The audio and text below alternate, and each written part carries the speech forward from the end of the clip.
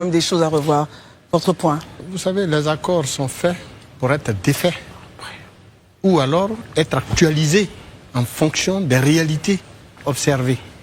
Dans le cas d'espèce, on nous parle donc de l'affichage de la liste électorale provisoire, Oui. mais qui ouvre donc la porte au contentieux. Ça part du 22 mars au 20 avril. Mais ce que les partis politiques de l'opposition exigent, qui va à la compétition? C'est bien les partis politiques. On organise l'élection présidentielle à quelle fin?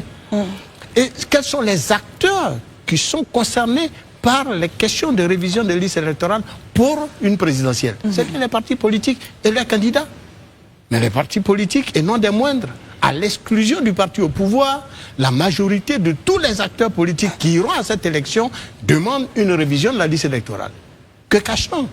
D'où l'expression d'Herman Aboua de savoir est-ce que la CEI n'a pas un agenda caché?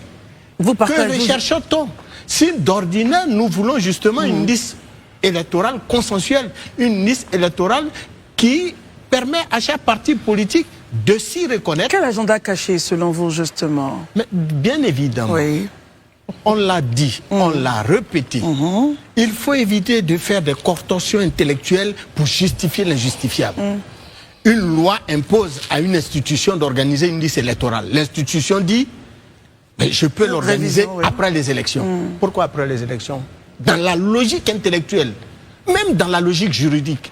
Et je dis, mais la révision d'une liste électorale devrait servir à l'organisation d'une élection en cours ou à venir. Pourquoi doit-on faire une révision des listes électorales après?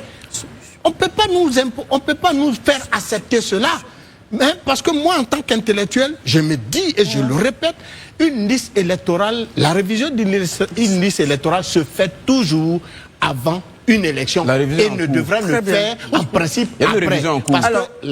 Et donc aujourd'hui nous sommes, on nous dit une révision du 20